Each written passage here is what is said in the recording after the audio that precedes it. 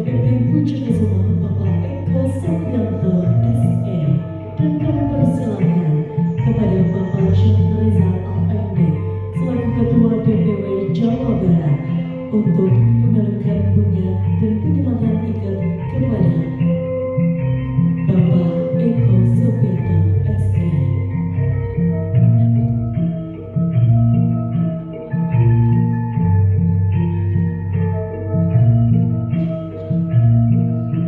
Bapak dan Ibu boleh berikan tepuk tangan yang meriah bagi pengucapan pengunjung Sumpil. Sistem NG kepada Bapak Eko Supriyanto SE selaku Ketua Umum DPP Pucukesuma. Kami haturkan Bapak untuk bisa menempati tempat duduk yang telah kami sediakan. Bapak Deddy Mulyadi, hatur nuhun Bapak. Wow, sekali lagi kami ucapkan selamat datang Ujung Sumpi, Kang Deddy Mulyadi telah hadir bersama kami tentunya dalam rangkaian acara pelantikan DPW PKB Pucukesuma Jawa Barat.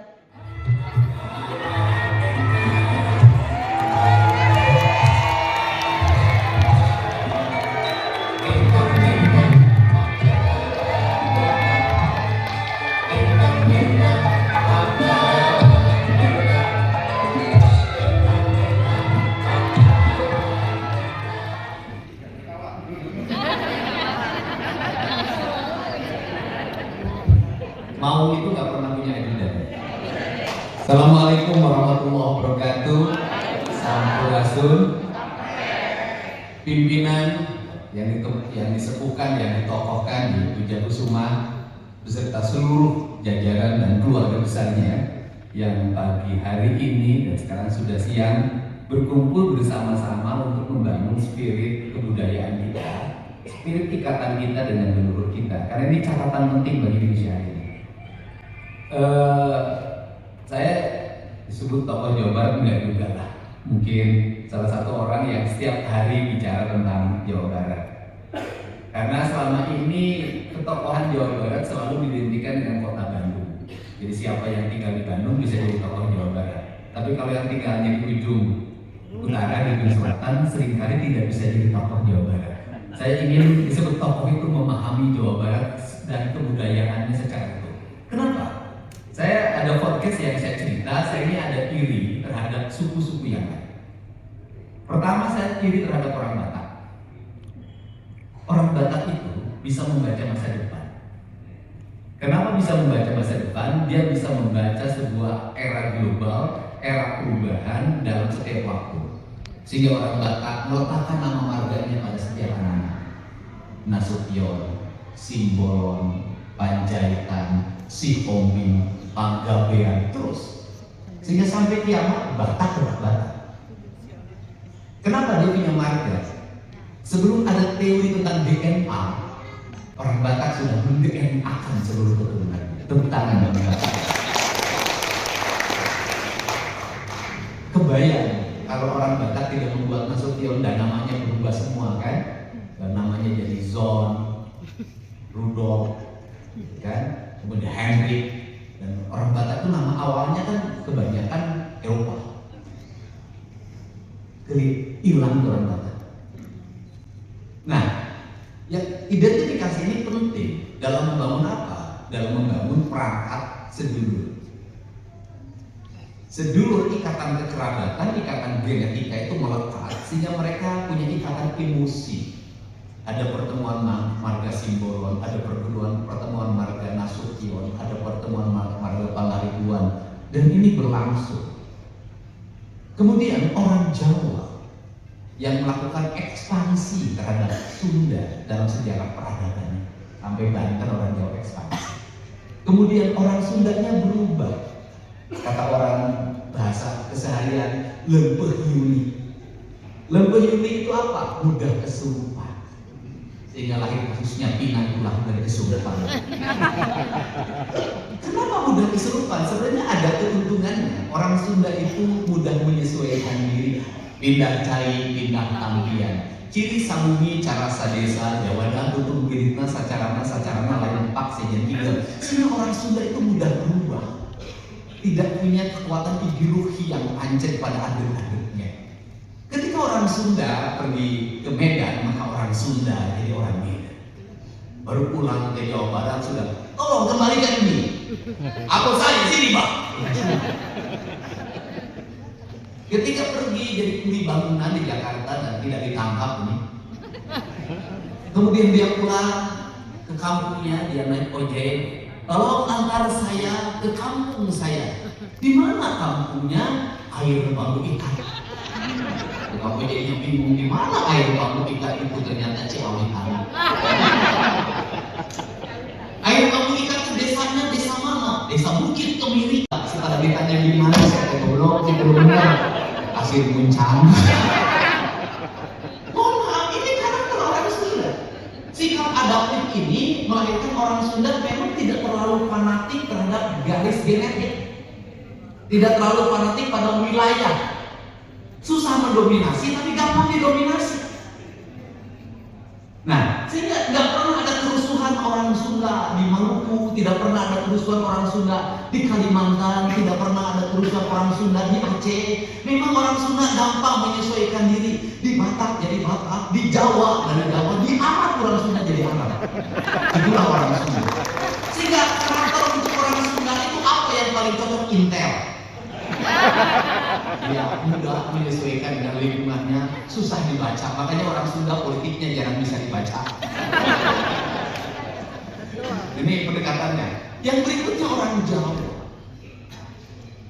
yang nyebarin Islam ke tanah Sunda kan Jawa. Tapi yang hari ini kukuh pada kejawen itu orang Jawa. Wiwitan di Sunda itu dibenci, tapi kejawen di Jawa menjadi ideologi politiknya. Siapapun presidennya, prinsip politiknya sama. Mau Pak Harto, mau Pak Jokowi, mau Ibu Mega, mau Pak SBY, semuanya pakai prinsip politik Jawa. Tinggal Jawanya dua, pertarungan mana nih? Garis Majapahit atau garis Mataram. Nah, saya katakan, saya ketika dulu mulai jadi pejabat kecil namanya wakil bupati, maka saya mulai merumuskan diri. Harus ada sebilang pemimpin yang pakai ikat. Ini panggilan jiwa. Itu muncul, maka berbagai sindiran, sesuatu yang luar biasa menyerang. Ini cepot, ini Sunda Wiwitan, segala macam. Saya bilang sampurasun ini kembali ke zaman batu, padahal batu jauh lebih penting dibandingkan isu.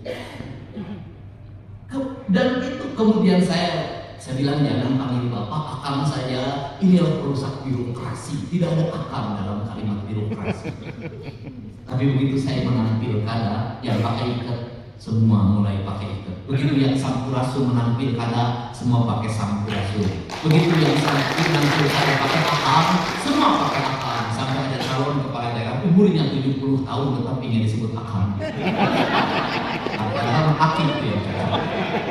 Nah, seluruh problematika ini kan harus dibangun. Kenapa saya kembali pada simbol-simbol kebudayaan? Kenapa kembali pada simbol-simbol kesundaan? Saya hanya ingin meletakkan saja orang Sunda itu ada. Di mana cirinya?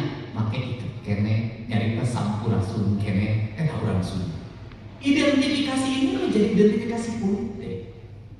Orang Jawa Timur Jawa, tapi dia berhasil mengidentifikasi NU menjadi basic culture kebudayaan lingkungannya, sehingga Jawa Timur identik dengan NU. Siapapun yang bukan Gus, siapapun yang bukan Cak, siapapun yang bukan Nyai tidak bisa menjadi kelas menengah yang punya basic pemilih. Nah, Jawa Tengah beda, Jawa Barat harus kembali pada identitasnya. Kenapa kembali pada identitasnya? Apakah itu berhubungan erat dengan ekonomi? Sangat berhubungan erat dengan ekonomi. Saya mengatakan, pertama kali yang harus dipikirkan oleh kita dimanapun berada, maka tata ruang. Kata orang Sunda, gunung kudu awian, lengkop kudu balongan, lebah kudu sawah. Apa yang terjadi hari ini? Gunung plastikan, lengkop plastikan, lebah plastikan. Identifikasi ini menghancurkan lingkungan. Lingkungan menghancurkan hubungan emosi publik. Hubungan emosi publik melahirkan berantakannya desa, hancurnya kota. Akibatnya masyarakatnya adalah masyarakat depresi. Masyarakat depresi memerlukan apa? Kos ekonomi yang sangat tinggi.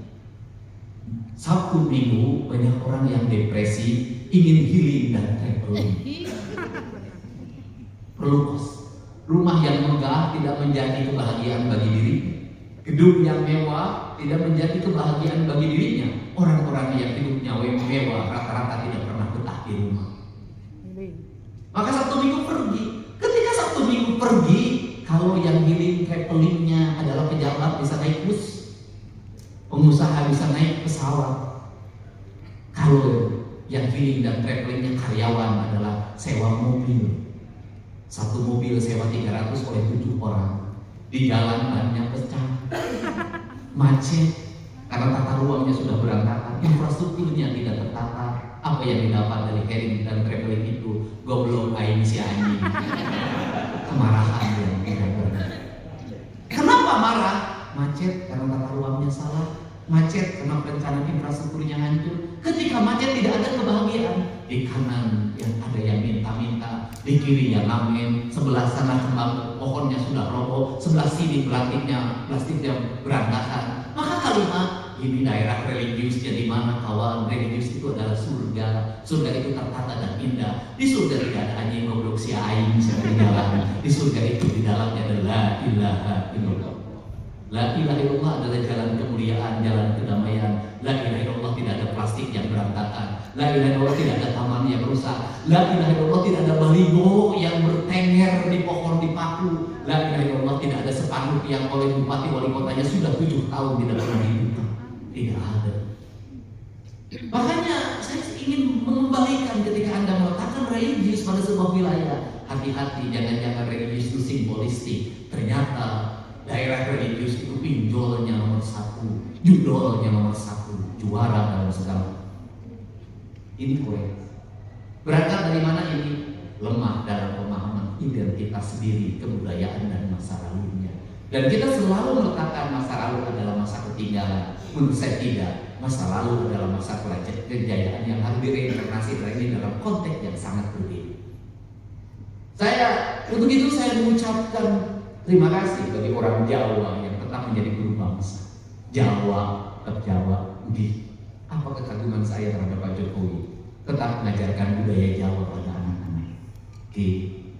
Dari gaya itulah selalu terpilih dalam pemilihan. Apa yang saya kagumi dari Pak Harto? Mengajarkan budaya Jawa pada anak-anaknya termasuk Mbak Titi. Apa yang saya kritik terhadap orang Sunda? Jangankan jadi presiden, karet jadi anak lurah, anak camat, ngomong, kesini dulu dong, cucu mama kesini kemari, ya kesini. Tolong genjernya bawa.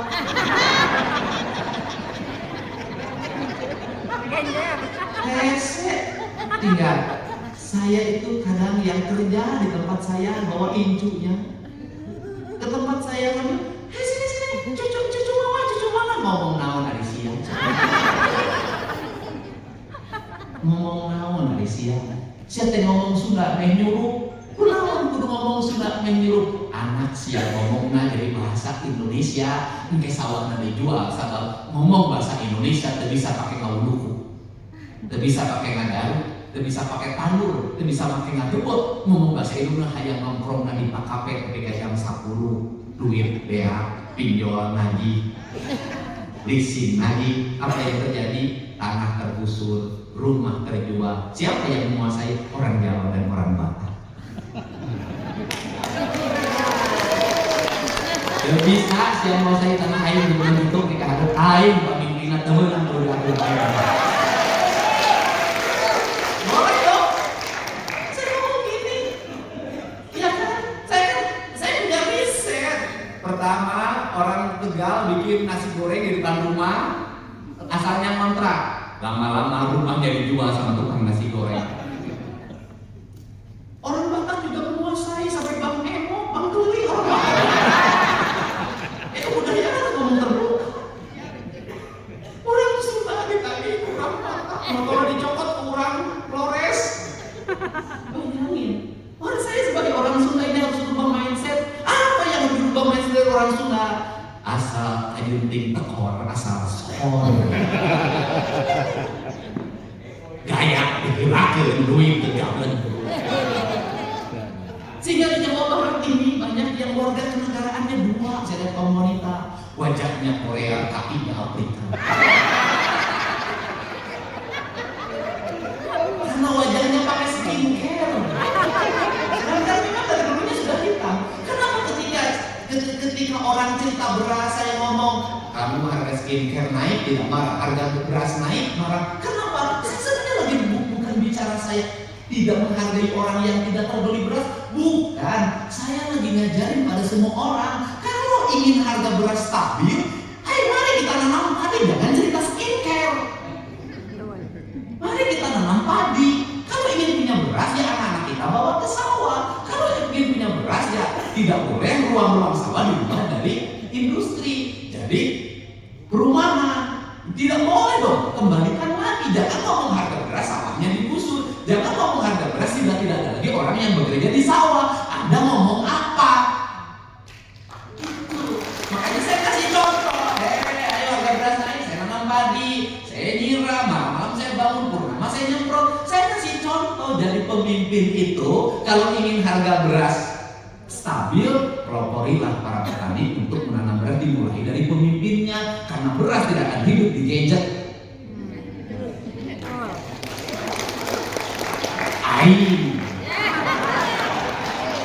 Dan orang senama begitu.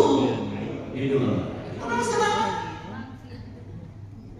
Badai, jadi RW. Itu kan jadi RW orang bakat. Aduh, si Eta simbolon jadi RW. Aku jadi aing usia anak orang Sunda, lain banget adil bagian aing gitu. Harus begitu, kenapa? Mohon maaf, orang Sunda itu ditakdirkan untuk homogen. Karena wilayahnya subur, gunungnya subur, datarannya subur, lautnya subur, memang dia ditakdirkan untuk dalam hidup masyarakat yang homogen, yang satu suku. Sehingga ya begitu, ketika harus mendapat serbuan pendatang, orang Sunda belum berani untuk berkelah.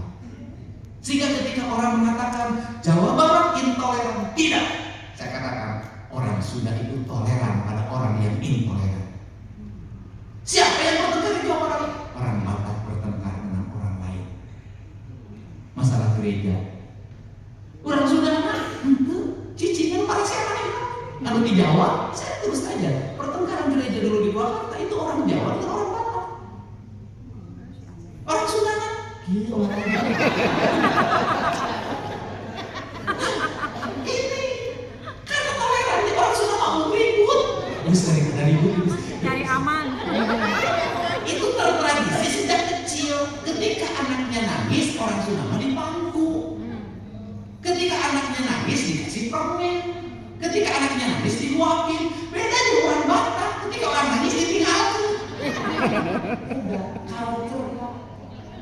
Kenapa? Rasa. Kenapa rasa? Makanan Pak, doakeun.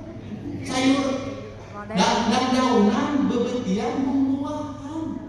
Laukna ge Pak, jahe. Kawes. Nilem. Orang Sunda tidak begitu menyukai ikan laut yang petualang, tidak.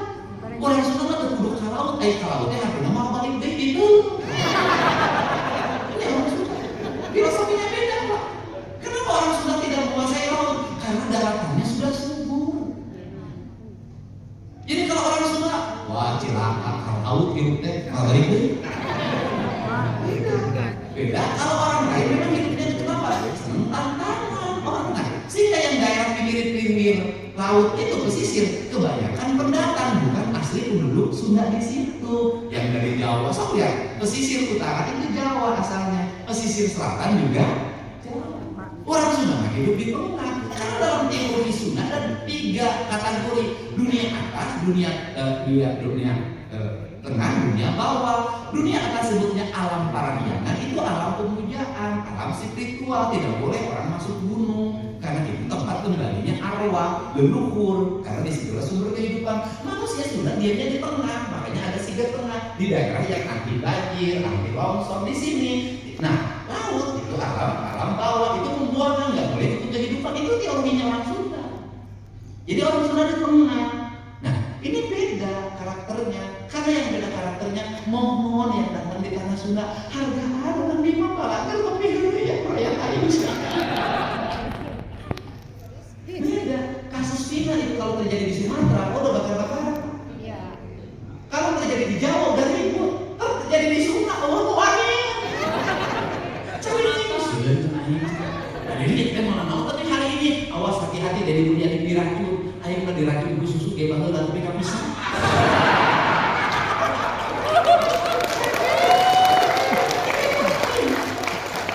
Ini tidak akan ada orang yang berani ngomong gini.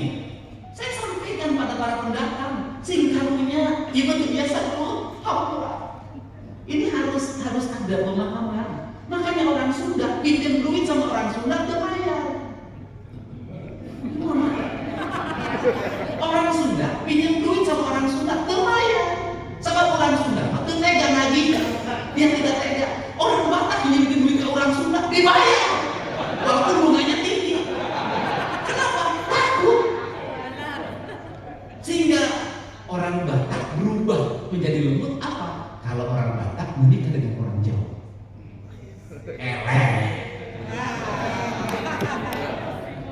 Coba lihat Akbar Tanjung, istrinya Solo, lebih Solo daripada Solo. Pengacara yang dekat dengan saya hari ini, Pak Oto Hasibuan, istrinya orang Jawa. Pak Oto jabatannya udah nggak kelihatan kalau nggak pakai Hasibuan. Jadi ulang aja tuh saya Batak, aku Jawa.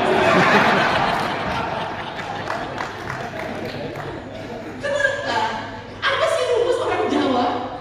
Rumus orang Jawa itu benci tidak pernah kelihatan bencinya, suka tidak pernah kelihatan sukanya. Muka orang Jawa susah ditebak. Kenapa?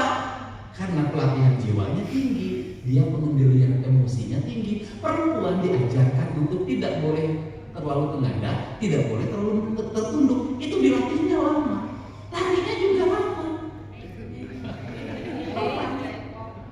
Kenapa pola seperti ini sebenarnya? Ini kan proses kewaspadaan. Hati-hati dalam melakukan tindakan, waspada. Orang Batak apa baru? Kabaci. Tetapi ingat, kepemimpinan yang kuat adalah ketika pemimpinnya Jawa, kemudian tangan kanannya Batak. Wah, terus dan itu berhasil diaprobatkan oleh Pak Jokowi. Lembut, saya tidak tahu apa-apa. Tapi yang kanannya puk. itu metodologi. Ini adalah teori kebudayaan. Nah, selama ini orang kita ini salah pemahaman. Jadi kalau saya ngomong kebudayaan, seolah-olah ngomong yang sempit. Tidak. Saya itu lagi ngomong pembangunan Pak Ibu. Sebuah pembangunan yang alamnya terjaga, sumber airnya terjaga, arsitektur rumahnya terbangun dalam karakternya, pagar rumah terbangun dalam karakternya, taman-taman terbangun dalam karakternya, ruangnya lalu di mana ruang pertokoan, di mana ruang perumahan, berapa jumlah dalam setiap wilayah itu jumlah orangnya, belajar dari mana teologi ini, orang Bali. Bali itu udah menetapkan sebuah lingkungan tidak boleh lebih dari 40 rumah. Dari sisi ekosistem, dari sisi sanitasi lingkungan saja dalam ilmu kesehatan, ruang yang terlalu banyak, bagaimana pembuangan air besarnya, udaranya, bagaimana lingkungannya, konflik akan tinggi. Kenapa Jakarta konflik? Penduduknya terlalu banyak, crowded, defense. Ini kan kesalahan. Nah, inilah barangkali pemahaman. Jadi apa sih problemnya? Banyak pemimpin yang memimpin menjadi kepala daerah, jadi anggota DPRD, jadi apapun, tidak ngerti filosofi dasar kebudayaan. Akibatnya mimpinnya tidak ngerti. Akibat tidak ngerti, main caplok, main simpan. Padahal siapa sih yang bisa merumuskan dengan baik tentang pembangunan kita? Ya kita jujur Belanda dan Inggris. Ya sudah, kita belajar bagaimana mereka membangun. Boleh kita benci pada orangnya, tapi kan tidak boleh benci pada apa yang diperbuat kebaikan. Rekonsiliasi. Bandung dulu indah, kita tahu siapa? Belanda. Bangun-bangunnya tertata, jalan-jalannya tertata, khas. Nah kita ini berpikirnya apa? Nah, nyaplok, pergi ke Eropa, pulang dari Eropa terakhir, pergi ke Cina, pulang dari Cina terakhir, terus kacau. seharusnya punya perencanaan blueprint yang baik. Ini loh, dan ini yang saya dambakan, sehingga saya sangat berterima kasih nih pada keluarga besar Puja Kesuma. Orang Sunda bilang Kusuma, bedanya cuma U sama O. Kusuma, bunga yang paling sakral di Sunda sama mungkin dengan di Jawa, yaitu kembang cangkok Wijaya Kusuma. Dan itu adalah pegangannya, senjatanya Bathara Resi, yaitu punya ogan kopian dan kembang cangkok Wijaya Kusuma. Jadi karena dan kelebihan dari kembang cangkok Wijaya Kusuma adalah bisa menghidupkan yang mati. Artinya Wijaya Kusuma adalah organisasi yang tidak akan pernah mati, menjaga citra rasa yang hidup, harmoni, dan bisa membangun peradaban hidup. Jadi yang ingin saya sampaikan adalah peradaban. Terakhir saya cerita peradaban. Saya tuh genihian itu kalau paling senang kalau lihat dia itu rambutnya diikat ke atas kemudian digelung. Karena bagi saya itu adalah citra peradaban tertinggi perempuan Indonesia. Perempuan Indonesia itu rambutnya pasti di atas. Orang kalau ngerti tauhid itu adalah proses menuju ke Tuhan, ke Maha Tuhan. Sehingga raja-raja Sunda, raja Jawa, dari itu rambutnya diikat. Itu rambang mahkota menuju langit, menuju kemuliaan, menuju ke Maha Tuhan. Perempuan. Kemudian saya lihat pakai anting-anting sihir, pakai baju yang pernak-pernik, luar biasa. Kita itu nggak pernah dihargai.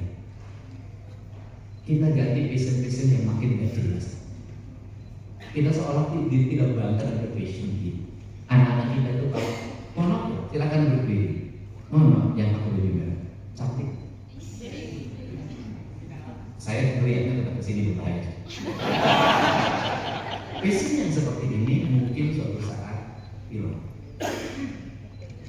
Bahkan mohon maaf ya, Islam dan non-Islam kan. Saya sering kagumi orang Katolik di Sunda.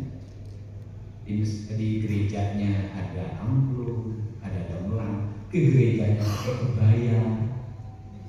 Sampai saya ngomong, hati-hati lu, 100 tahun ke depan nanti ada sejarah menulis suku asli Sunda itu beragama Katolik.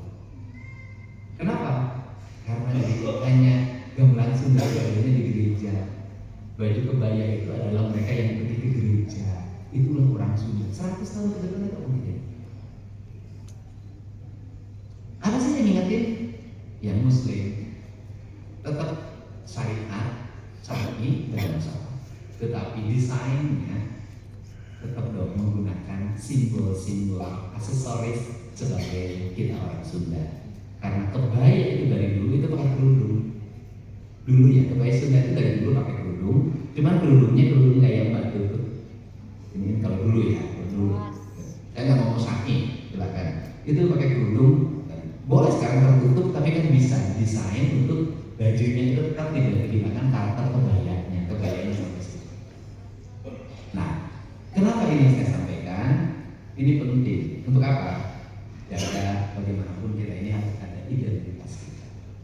Ada identitas kita. Bayangkan orang Padang kurang gimana sih? Orang Sumatera Barat kurang gimana sih? Aspek keislaman tinggi banget. Tapi pertanyaannya adalah orang Sumatera Barat kehilangan dia ikatan kepadangannya. Tidak. Tetap aja Sumatera Barat, tetap aja Minang. Islam orang Aceh kurang gimana keislamannya, tapi karakter Acehnya kuat. Saya ini orang Sunda itu, orang Jawa Barat, dia Islam, tapi karakter kesundaannya ingin kayak orang Sumatera Barat, ingin kayak orang Aceh, punya karakter, punya identitas. Ini yang saya maksud, punya brand, beda, brand, beda. Itu, nah, kenapa? Karena yang beda ini akan dihormati, yang beda ini akan dihargai. Orang Sunda pergi ke Aceh hati-hati. Orang Sunda pergi ke Sumatera Barat hati-hati. Orang Sunda pergi ke Sumatera Utara akan hati-hati. Tapi orang Sumatera Utara di sini, orang Aceh di sini, orang ini kenapa? Dari tadi simbol-simbol daerahnya hilang. agar kebudayaannya hidup. Sehingga orang Aceh yang ada di Jawa Barat merasa tetap di Aceh, orang Padang yang ada di Jawa merasa seperti di Padang, orang Sumatera Utara yang ada di Jawa merasa seperti di Sumatera Utara. Kenapa? Simbol-simbol kesundaan udah nggak ada. Kemana pun melihat, ngomong dari itu ngomongnya bahasa Indonesia, rumahnya arsitekturnya udah rubah, gaya hidupnya rubah, bajunya rubah. Nah, terakhir saya katakan, saya ngomong sekali begitu, orang Sunda tidak akan hilang. Hilang apa? Peradabannya sudah hilang, bahasanya sudah hilang, orangnya. Kenapa? Si Titi ganti namanya jadi Mince. Mince-nya tidak pakai nama bea. Mince aja segitu. Ngomongnya sudah bahasa Indonesia. Desain rumahnya Eropa, gaya bajunya Amerika. Makan dalam sederhananya gaya luar. Terus identitas Sundanya di mana? Hiburannya sudah nggak ada lagi kacang disuling, nggak ada. Hilang. Nanti turun pada anaknya, pada cucunya, pada hilang. Terus ditambah lagi tradisi menarik diri pada leluhur. Mohon maaf, orang Jawa kuat pada leluhurnya, orang Sumatera Barat, orang Minang kuat pada leluhurnya, orang Arab kuat pada leluhurnya. Orang Sunda tanya, apakah anak-anak itu hafal nama wujudnya? Apakah hafal kuburannya di mana? Apakah hafal asal-muasalnya di mana? Karena ini mengalami kemunduran. Tidak. Cina akan menguasai dunia karena dirinya merasa bangsa yang unggul dengan ras yang tinggi. Iran itu merasa orang Persia, dia merasa punya ras yang tinggi. Yahudi juga sama, merasa punya ras yang tinggi. Orang Sunda tidak pernah bangga dengan leluhurnya, merasa rasnya rendah. Saya katakan, peradaban pertama di muka bumi adalah Sunda. Ini adalah bagian membangun rasa dan ras yang kuat agar kita punya harga diri di kampung kita. Ini saja mengucapkan terima kasih. Ini bukan kuliah umum karena pasti pulangnya tidak ada honor kuliahnya. Saya menyampaikan saja karena saya senang bicara kebudayaan, identitas segala macam, senang banget. Tadi udah dilihat orang Jawa tuh pasti ada gunung-gunungan. Dan sekarang hari ini saya tuh suka lihat TikTok. Apa sih yang lagi laku hari ini di media sosial di TikTok? Gebyok dan Joglo lagi laku banget. Itu arsitektur Jawa. Nah ini lagi laku banget. Nah ini penting. Jadi saya ucapkan terima kasih. Semoga Jaya Kusuma tetap jaya untuk keharmonisan bangsa. Hatur nuhun. Assalamualaikum warahmatullahi wabarakatuh. Sampurasun. Baik, kami ucapkan terima kasih pada kalian dari mulai desa